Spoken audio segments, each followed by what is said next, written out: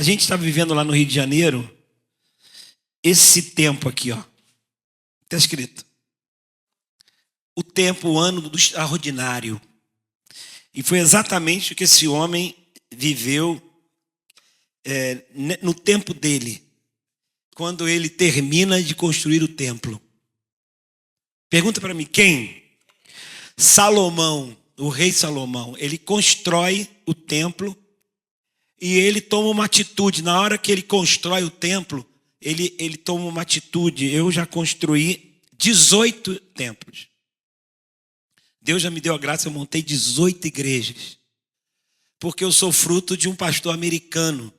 Ele me ganhou para Jesus, ganhou a minha família. E quando eu saí do quartel aos 18 anos, quando eu saí, ele me pegou na porta do quartel e me levou para o Nordeste.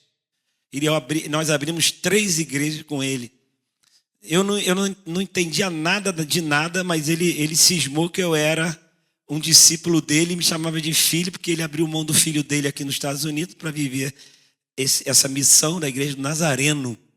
Eu sou da igreja do Nazareno, fruto da igreja do Nazareno.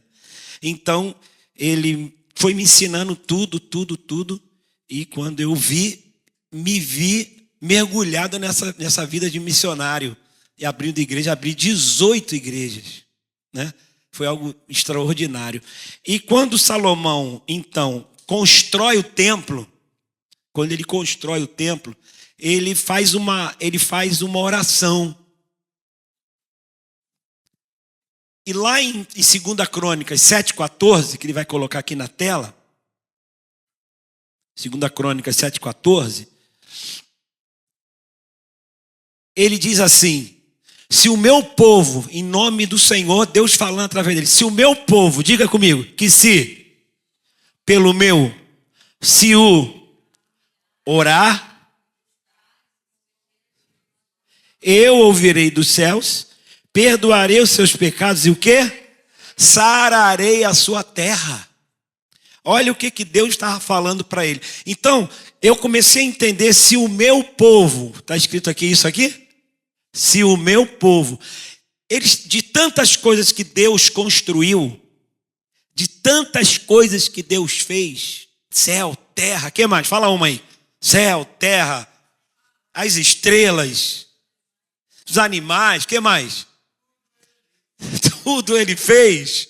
De todas essas coisas que você sabe que ele fez um povo. Eu não vi o glória a Deus da igreja. De tudo que ele construiu, ele criou um povo. Olha só que coisa forte. Criou céu, terra, baleia, mato, capim, mosquito, tudo. Mas de tudo isso que ele fez, ele construiu um povo que se chama pelo seu nome. Então eu quero falar, e ele vai dizer das características desse povo. Ele vai dizer, o povo que eu quero, o povo que eu almejo, o povo que eu desejo, o povo que eu quero para mim, é um povo que se humilha, é um povo humilde, é um povo que busca, é um povo que realmente se converte. Então, quando a gente está falando de características desse povo. Isso que vocês estão vendo aqui são as características que Deus quer desse povo. Quando fala assim, a característica desse povo, a gente está falando de característica, vem de caráter. Olha o caráter desse povo. Dá uma olhada para vocês entenderem o que Deus quer desse povo que ele chamou. Ele quer que esse povo seja um povo humilde. E o que significa ser um povo humilde? Essa é a questão, o caráter desse povo. Que quando esse povo entender isso que está aqui, Deus vem e vai sarar a terra deles. Cadê o glória a Deus? Deus vai sarar essa cidade. Deus vai sarar essa igreja. Não vai ter um doente nessa igreja. A minha avó morreu, sabe como que minha avó morreu, pastor Felipe? Morreu porque as artérias dela não aguentavam mais. Ela morreu de velhice. Ela morreu rindo. Foi. A gente hoje, a gente fala assim, gente, é possível morrer de velhice, é possível morrer sem nenhuma enfermidade, é possível. Gente, é possível se você tiver as características de Deus, desse povo que Deus quer. Então Deus está dizendo assim, ó, eu quero que você seja humilde. Ah, eu sou humilde, moro num barraco, eu tenho um tênis furado. Não é nada disso. Ah, eu tenho um carrinho pequeno, eu não tenho muita coisa. Isso é ser humilde? Não. Ser humilde é reconhecer a grandeza de Deus na sua vida. Cadê o glória a Deus? Você tem que reconhecer que você é pecador. Você tem que reconhecer que você não é nada perante Ele. Ele é justo e poderoso. E que nós somos pecadores. Não vivemos em pecado, não precisamos viver em pecado, não queremos viver em pecado, mas somos pecadores. Todo dia a gente peca. A gente não quer, mas a gente peca. Mas o que Deus está dizendo assim, ó, eu quero um povo que reconheça, que saiba que eu sou o Todo-Poderoso. Levanta a mão e dá glória a Deus assim, ó. Ele precisa, quando esse povo reconhece isso, você vai entrar nessas características desse povo. A segunda coisa que essa palavra humilhar tem significado é que você não pode nada. É que você tem que reconhecer que nada você pode.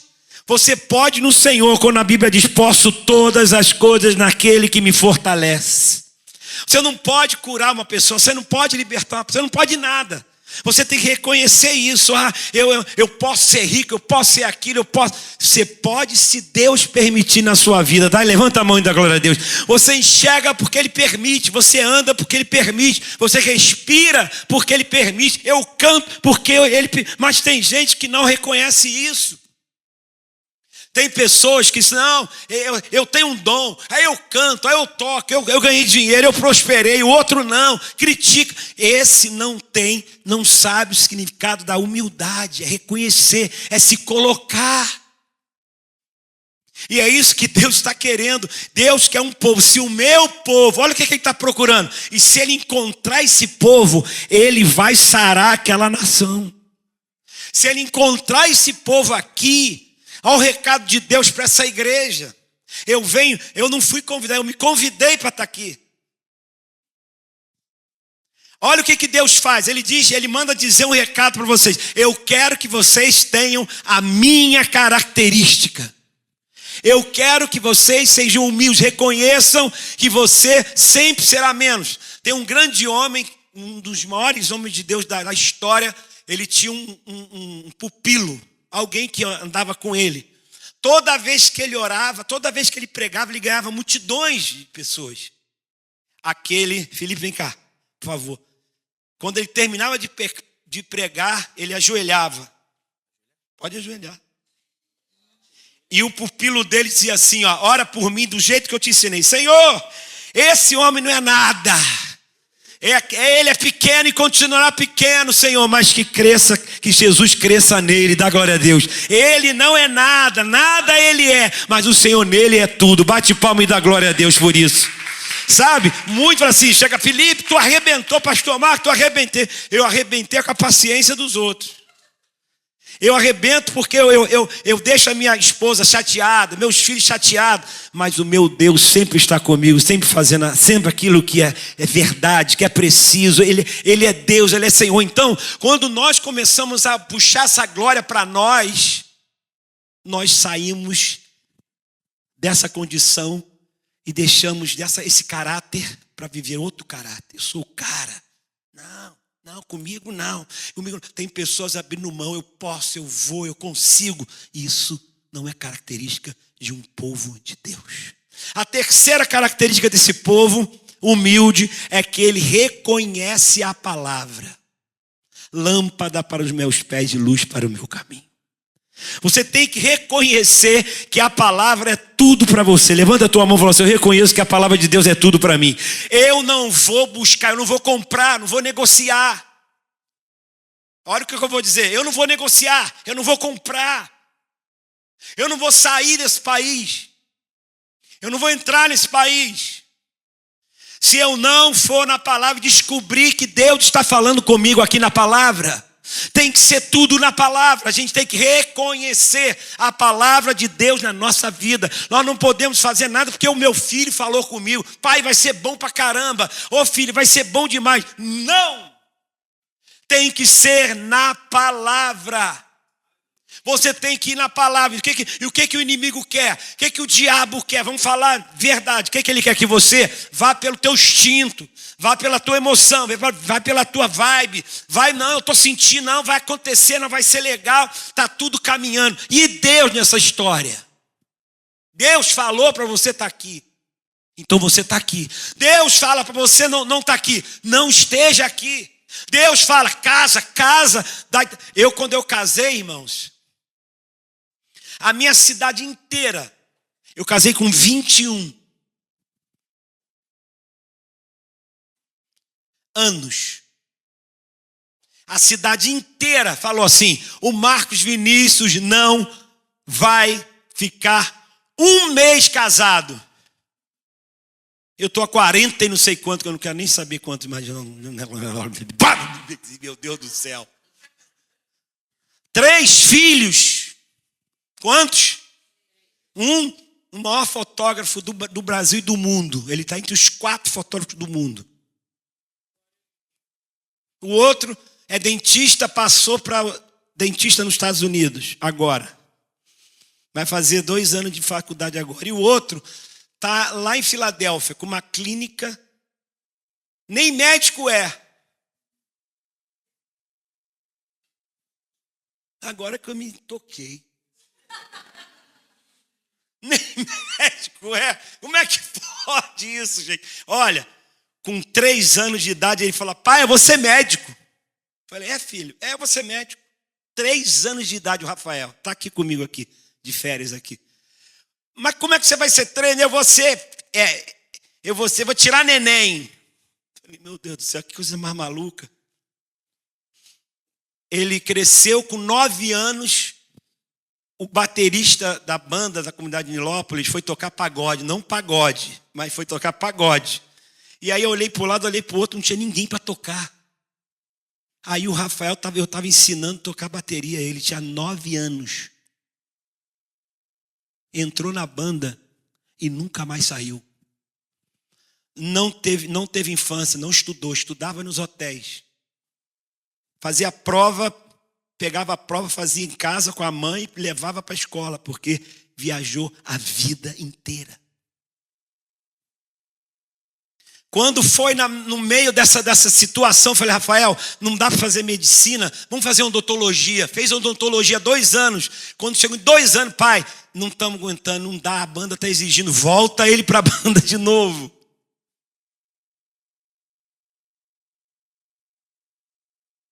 E agora, ele vai para os Estados Unidos, vem para os Estados Unidos, vai lá para Filadélfia, ali naquela região, e monta uma clínica. Exame de sangue, não sei o quê, tá com produtos na Amazon. Eu fico pensando, como? Nem estudou? Bate palma, a igreja, o Deus é todo poderoso, Deus quando quer fazer, Ele faz. Quando Deus quer fazer, Ele faz. Então, se você entender que você precisa se colocar perante... Quantas pessoas falam: pastor, você é maluco, o que você está fazendo com teu filho? O que é que você está fazendo com teu filho? Aí eu falei assim: mas eu me vingo na minha neta. Eu tenho neta, gente. Eu vou me vingar nela. Como? Ela vai ser médica. Vai nascer nos Estados Unidos. Falei. Vai nascer nos Estados Unidos, vai ser americana.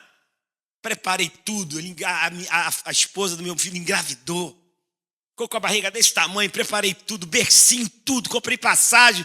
No dia dela viajar, ela falou: não vou. Comprei berço, ajeitei tudo. Ela não veio. Aí o diabo veio no ouvido e falou: tá vendo? O que Deus falou para você não vai acontecer. Aí eu falei assim: espera aí que eu vou dar uma marretada na cabeça desse capeta agora. Falei para ele assim, eu discuti com Satanás. Falei: Satanás, ainda vou te falar na tua cara quem vai ser a Maria. vai ser médica nos Estados Unidos. Quando a minha esposa ouviu, falou assim: meu filho, meu marido está doente, maluco mesmo. Já era maluco, porque fazer o que eu fiz é só maluco mesmo. Mas falar que a neta que nem nasceu, não nasceu nos Estados Unidos. Por resumir, hoje ela tem green card com 9 anos. Eu não vi o glória a Deus da igreja. Deixa eu te perguntar, para onde ela está caminhando, hein? Para onde daqui a 3 anos ela vai ter o que mesmo, hein? Daqui ela vai ser o quê, hein? Pastor, o que ela vai ser, hein? Cidadã. O que ela vai fazer na faculdade, hein? O que ela fica pendurada no pescoço dela o dia inteiro, hein? Que negócio de médico, como é que é o nome daquele treco? Ela fica o dia inteiro com aquele pendurado no pescoço. Sai, Satanás, tu não comanda a nossa vida. Quem comanda a nossa vida é o Senhor. Deus, quando você se coloca perante Deus, se você se ajoelha, se põe, você confia na palavra. Ou eu mostrei um CD, eu quero que vocês ouçam esse CD, que quase ninguém conhece, Geração Fiel. Ouça o CD Geração Fiel da comunidade de Nilópolis. Só tem Bíblia, eu musiquei a Bíblia. Esse é o ponto que Deus está querendo de nós. O que você está pensando, Felipe? O que você está pensando, meu amigo? Você tem que pensar o que Deus está pensando de você. Você tem que querer o que Deus está querendo de você. Você precisa ter as características de Deus. Preste atenção numa coisa. Quando você lê esse versículo aqui, você fala: se o meu povo que se chama pelo meu nome se humilhar, orar, ele está dizendo assim, ó, se coloca. Você está confuso porque você não está buscando na palavra. Você está confuso porque você está querendo, o que eu vou? E agora? Tem um espírito maligno assim, e agora? Bota a mão na cabeça. Esse agora não existe. Não existe e agora. Quem fala isso está perdido. Você não está perdido. Você tem um Deus e você tem a sua palavra. Dá glória a Deus. Você tem um Deus e tem uma... E agora? Quantos já falaram e agora? E agora? Quem já falou? Eu já falei, todo mundo já falou. E agora? O que vai acontecer? Como é que é o nome dela? Patrícia, e agora? Ele já falou isso para você? O que você falou para ele? E agora? Fala para ele. Fica em pé os dois. Vamos fazer um teatro aqui. Vamos fazer um teatro aqui forte.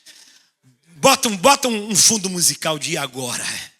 Fica olhando pro outro. Não é de mãozinha, porque nessa hora não bateu o nervosismo. Vem pra cá. Bateu o terror. Aí ela bota a mão na cabeça.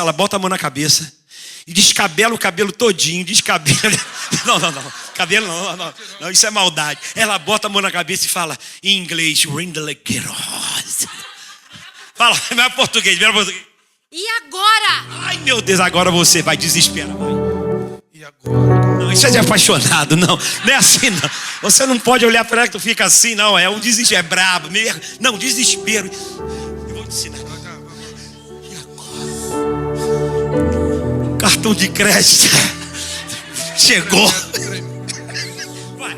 E agora, cara? E agora? Bate palma, essa foi boa. Bate palma. E agora? Quem já falou e agora? Você já falou e agora? Cara, e agora o que eu vou fazer da minha vida? Há 3 meses atrás, eu estava cantando em Belo Horizonte. Onde eu estava? Deus falou comigo assim: pega um ônibus e volta para o Rio de Janeiro. Eu falei, que isso? O meu avião era no outro dia, o show estava acontecendo. Eu ia pegar tranquilo para o hotel. E Deus falou comigo assim: acaba o show, tu vai para a rodoviária, pega um avião e volta. Falei para a banda, produtor, gente, estou indo embora. Que isso, tá maluco? Me leva na rodoviária. Cheguei lá, meia-noite, 1h30 da manhã, um ônibus. Entrei no ônibus, um leito, entrei e fui embora. Fiquei pensando assim, acho que eu estou maluco. Não é possível largar tudo assim. Enfim, vim embora. Avião, o ônibus. 8 horas da manhã, eu bati no Rio de Janeiro. Peguei um Uber, Barra. Cheguei em casa, olhei, tudo certo, não tinha nada vazando, não tinha nada acontecendo. Olhei, Deise estava lá na cozinha. Gabriel na clínica. Liguei para o Rafael nos Estados Unidos, a Zaf em Londres. E aí, tudo certo. 10h30. Chega a notícia. O relógio do estúdio, nós temos um estúdio de 110 metros quadrados. Na Barra. Grava todo mundo lá. Todo mundo, você pode imaginar, de artista grava lá com a gente. O relógio pegou fogo. Mas um fogo que vocês não têm noção. Deu bombeiro, deu a empresa da Light, bateu tudo.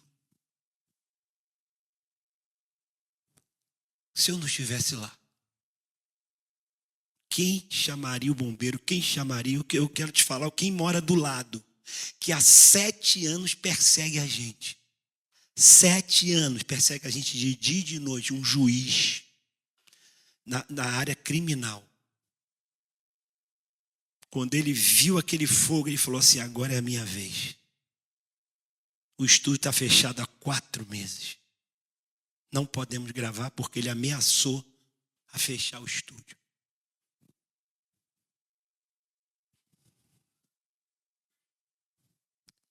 O que você faria? Ai, meu Deus. Você colocaria a mão na cabeça? E agora? O que vai acontecer? Uma pastora que eu vou pregar, que eu vou cantar lá agora, no domingo de noite, o próximo dia 20. Pastora Patrícia. Não sei se o Janto conhece essa história. Estava lá em Nova York, Deus falou com ela: vem para Flórida. Ela chega na Flórida, abre uma igreja enorme. No meio dessa grande obra, a filha dela fala: mãe, estou sentindo uma dor aqui, ó. Ela: não, filha, vai no hospital que eu te encontro lá. Ela ficou 9 meses no hospital. Estava com câncer no fígado. Morreu. O marido, desesperado, não esperava aquela pancada. Não estava preparado para isso. Começou a cair na depressão. Foi para Dubai com a esposa fazer um trabalho. Na volta de Dubai, morre no avião. Tem um infarto e ele morre. Falece dentro do avião, do lado dela. Deixa eu te perguntar uma coisa nessa manhã. O que você faria no lugar dessa mulher? O que você faria no meu lugar agora? Desistiria? Vamos desistir? Vamos parar? Sabe o que essa mulher fez? Continuou a igreja, hoje está lá ainda para a honra e glória do nome de Jesus. E eu vou pregar lá no domingo que vem. Você no lugar dela, você estaria forte, firme. Fiquei com ela 2 horas no telefone, ela dando não um testemunho. Eu falei: irmã, eu vou te ajudar a escrever um livro. E no final desse livro vai sair o teu testemunho. No final do livro vai ter a tua vitória, vai ter a tua raça, a tua garra, Então, quando Deus faz você passar uma luta, é porque Ele tem uma vitória muito grande. Ainda vou te dizer, levanta a mão e dá glória a Deus. Quanto maior a luta, maior vai ser a tua vitória. Quanto maior a tua luta, maior é a tua vitória. Você não entendeu? Por isso que você não deu uma rajada de glória. Dá uma rajada de glória aí. Quando Salomão termina de fazer o templo, ele ora. Versículo 1, lá em 2 Crônicas, ele ora, ele fez uma oração. O que aconteceu? O fogo desceu. Depois você vai ler, o fogo desceu. Ele ora e o fogo desce. O que acontece? Ele pega 22 mil bois, 22 mil e sacrifica no altar. 120 mil ovelhas, sacrifica no altar. Quando os sacerdotes viram, se posicionaram, começaram a se posicionar. Quando os levitas viram a glória de Deus descendo, porque o pastor começou a orar, o rei começou a orar, sabe o que eles fizeram? Também se posicionaram. Dá um glória a Deus aí. Começaram a cantar, começaram a tocar. Deus começou a aparecer, os levitas começaram a surgir, começaram a aparecer. Vai dizendo amém. O baterista apareceu, o guitarrista apareceu, o contrabaixista apareceu, o back vocal apareceu, os cantores começaram a aparecer. Por quê? Porque Salomão começou a orar depois de fazer a obra de Deus. O fogo desceu, e o fogo, quando desce, consome o errado. O que está errado vai sair. Pastor Felipe, fica despreocupado. O que não é de Deus nessa igreja vai embora. Cadê o glória a Deus? E o que é de Deus vai permanecer.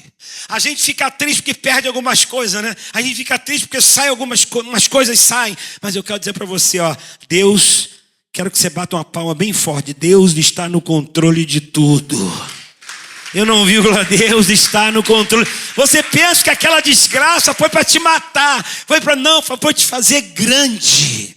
Aquela luta foi para você se tornar grande. Eu estou enfrentando uma guerra com um juiz. Ele está dizendo assim, ó, olha o que ele está dizendo. Esse estúdio não vai mais abrir. Mas o meu Deus, que é o maior juiz, é o juiz dos juízes, vai dizer, esse estúdio vai continuar aberto para a honra e glória do meu nome. Cadê o glória a Deus dessa igreja? Vem comigo, igreja. A tua luta, quem defende você é o Senhor dos senhores, é aquele, e Ele coloca na tua mão uma guerra. Qual é a tua guerra hoje? Qual é a tua guerra? Estou perguntando para você. Todo mundo não vai dizer para mim que você não tem uma guerra, porque você tem uma guerra. Você pode ter uma guerra interior, você pode ter uma guerra sentimental, sexual, emocional, seja lá qual for, você tem uma guerra, você tem um problema, você tem uma depressão, só tomando remédio que eu consigo ficar bem. Qual é a tua guerra? Eu estou perguntando para você. Eu vim lá do Rio de Janeiro, eu vim do Brasil, eu pergunto a você, qual é a tua guerra? Salomão, a guerra dele era ter 700 mulheres de concubina. Não era para ter. Deus falou, não faz isso. Ele fez. Ele que levantou altares, ele não deveria. Olha quem, um homem que orava e o fogo do céu desceu. O que a gente tem mais na internet hoje é pessoas que Deus usou, pessoas que fez o fogo descer, que hoje estão nas garras do demônio, da prostituição, da promiscuidade. Nós precisamos ter a característica de Deus. Nós precisamos ter o caráter de Deus. E eu vou terminar falando sobre o segundo ponto, que bota lá na tela, por favor, é orar. Se o meu povo se humilhar e orar. Fecha as duas mãozinhas assim, ó. Você precisa orar. Orar para mim não é só estar perto de... E se você está longe de Deus, mais um motivo para você fazer uma oração. Mais um motivo para você fazer uma oração. Sabe qual é a oração? A oração de Jabes. Jabes tem um significado terrível. Sofrimento e dor. Mas o Senhor está dizendo, se esse meu povo tiver o caráter de orar, se ele fizer uma oração sincera, eu estou terminando. Se você fizer uma oração, se esse povo que se chama pelo meu nome fizer uma oração sincera, o nome de Jabes era sofrimento e dor. Quando ele chegava na escola, todo mundo dizia, ô sofrimento, ô dorzinho. E ele tinha que encarar essa. A vida dele era uma vida de tormento. Sabe o que ele fez? Ele fez uma oração e quebrou a maldição da vida dele e da família dele. Porque quem botou esse nome nele foi a mãe dele. A oração que você fizer vai quebrar a maldição na sua família. Não viu, glória a Deus, da igreja. A gente estava vindo lá de Orlando, o pastor Jonas me contou uma história de uma família, de uma apóstola. Ela era uma apóstola, uma mulher grande, uma mulher que tinha uma história no Brasil. 3 filhas. Todas 3 prostituíram no casamento. Todas 3 traíram o marido. Quem vai quebrar essa maldição nessa família? Quem vai entender que tem uma palavra de sofrimento e de dor nessa família? Agora eu faço uma pergunta para terminar essa reunião. Eu quero deixar essa história marcada aqui. Você não pode continuar achando que esse sofrimento é normal. Que isso que acontece de vez em quando vem um pá, cai uma bomba, cai um meteoro na tua família. Cai um meteoro no meio da tua casa e você, caramba, que droga. E agora? Ou você vai determinar uma oração sincera, ou você vai dizer, Senhor, eu quebro essa maldição em nome de Jesus. Eu quebro essa maldição, não vai terminar, vai parar em mim. Daqui para frente não vai ter mais mal, porque a maldição está lá ainda. Porque ninguém quebrou. Ninguém determinou a quebra dessa maldição. Então, se essa família, ninguém se levantar a favor dessa família aí, vai continuar. É a neta, bisneta, trineta. Quem vai parar isso? Só para através desse caráter. Se coloque perante o Senhor. Reconheça que você não tem condições. Reconheça que Ele é o justo e o todo-poderoso. E faça uma oração de Jabes. Vai buscar essa oração. Vai buscar essa oração. O que Jó fazia com os filhos dele? Orava pelos filhos dele. Graça e paz, família, eu sou o pastor Felipe Almeida, estou passando por aqui para te deixar aquele abraço. Queria te agradecer por você ter assistido esse vídeo, espero que essa palavra tenha tocado o teu coração e venha transformar a sua vida. Olha, você não pode esquecer, se inscreve no canal, curte esse vídeo, manda ele para alguém, porque vai abençoar a vida de alguém, eu tenho certeza. E mais, por aqui em algum lugar na tela está aparecendo um vídeo, clica nele, assiste, entra no canal, olha as outras pregações, porque eu tenho certeza que vai valer a pena, tá bom? Muito obrigado, Deus te abençoe, fica na paz, um abraço.